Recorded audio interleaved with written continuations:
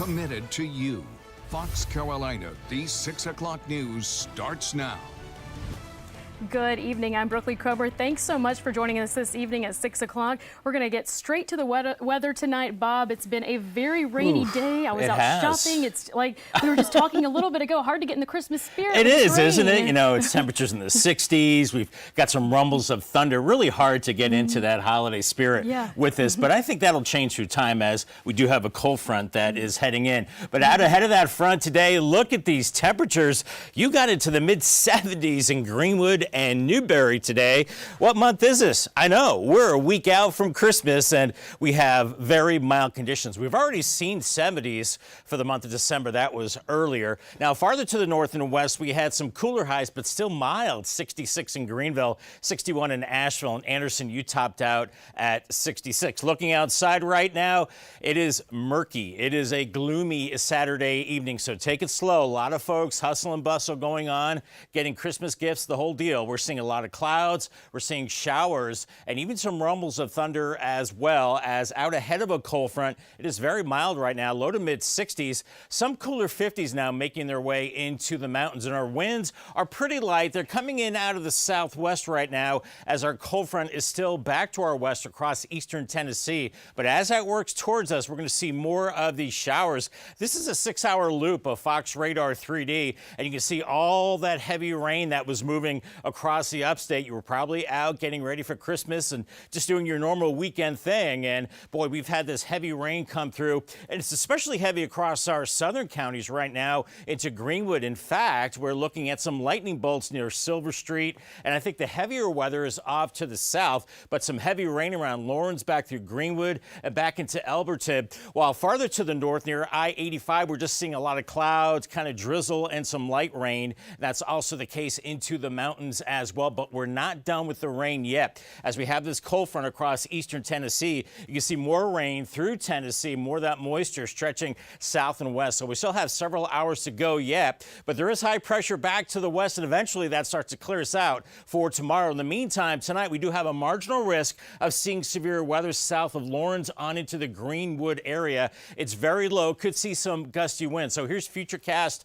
rain and clouds. We keep those showers going through the overnight hours. Also areas of fog, especially along and out ahead of that cold front, and still kind of rainy in the morning hours, and we finally start to decrease the clouds through the day. We'll see more in the way of sunshine. Looks like some showers trying to move through later Sunday, but I think really much of Sunday dries out. Move into Monday, we start to dry things out. And here is Christmas week. We're moving to Christmas week. I think we're looking quiet. There is a system to our south that could skim us with a little bit of rain as we go into Tuesday and maybe early Wednesday. Otherwise, things looking quiet, of course, as we go into Thursday, Christmas Eve looking dry for now. That could change. We'll have to see what the models think. And then heading into Friday, Christmas Eve and Christmas Day, it's looking mild and dry. Maybe a few showers into the mountains, but right now, it's going to be a brown Christmas, not a white one for the upstate. Tonight, 53 showers, patchy fog, wind shifting to the northwest at 6 to 12. For the mountains, 43 for you, showers and late.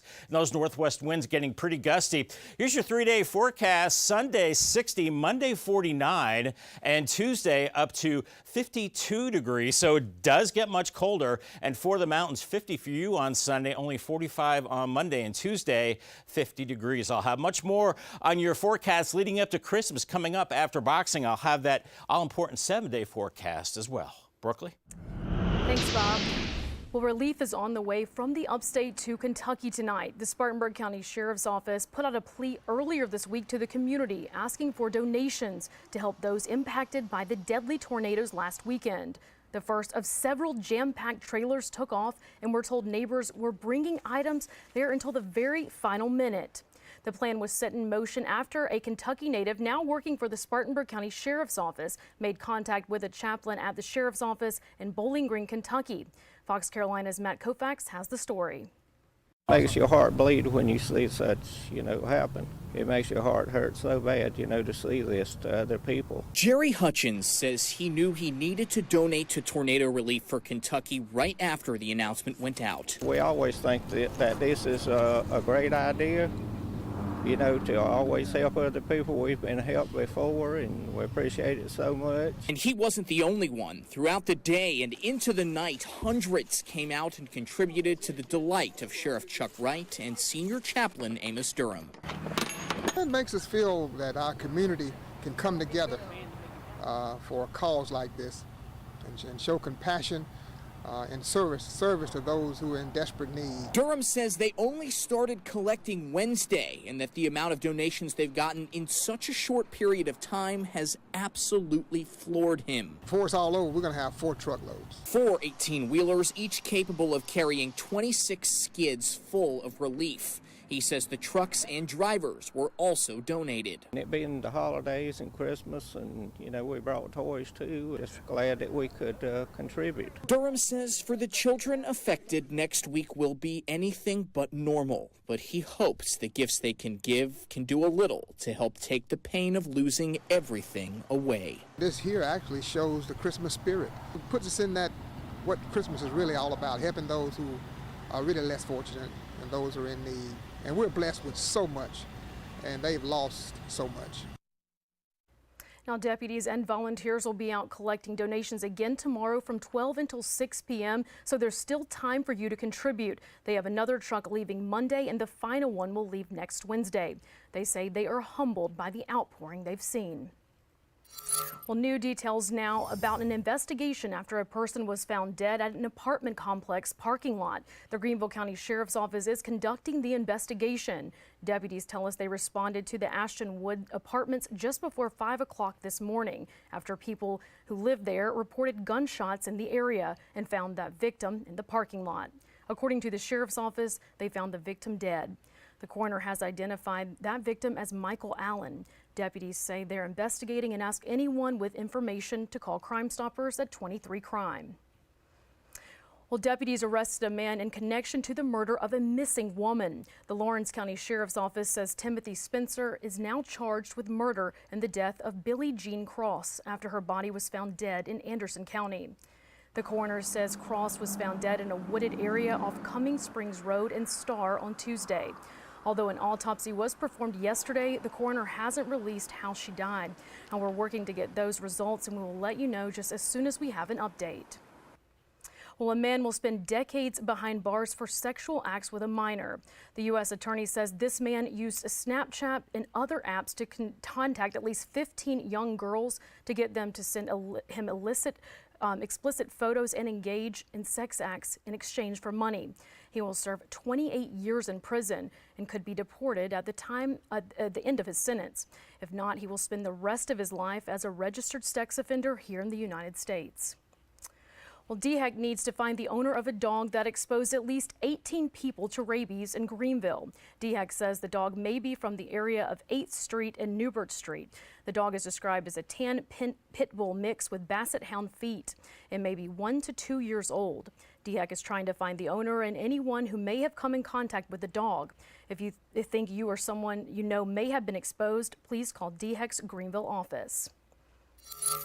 Well, we now know the cause of a deadly bus crash carrying a special needs adults there in Belton 2 years ago. The National Transportation Safety Board says driver distraction was the reason 2 people lost their lives. Fox Carolina's Zach Prelusky is following this investigation for us and digging into distracted driving here in South Carolina.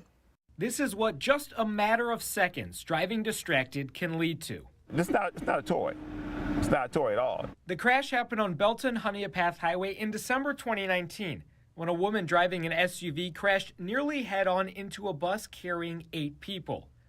34-year-old Kevin LaCroix and 53-year-old Sherry DiPetrillo both died as a result of the crash.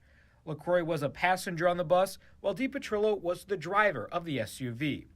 The NTSB says DiPetrillo being on her phone, making and receiving calls leading up to the crash was the main cause. We found through the South Carolina Department of Safety that distracted driving is listed as a reason for around 20,000 crashes across the state each year. Staying focused, keep your eyes on the road, not just eyes on the road, but scanning the road. Always looking ahead of the car. It's not just talking on the phone that can distract you behind the wheel. I stopped by SNA Driving Academy to speak with President and Chief Instructor Stan Huntley about what else can make you inattentive. Eating and drinking. You know how people have their coffee in the morning. They can easily spill the coffee on the floor or on their lap. That's distracting. Music. Other tips to stay alert are to make sure everyone is buckled up inside the car, avoid arguments while driving, and if you're driving with pets, make sure they're properly secured. And as a reminder, it is against the law in South Carolina to text and drive. However, there is no law at this time banning the use of cell phones totally while behind the wheel. And for more on this and other stories, check out our Fox Carolina News app. We'll see you back here tonight at 10 o'clock.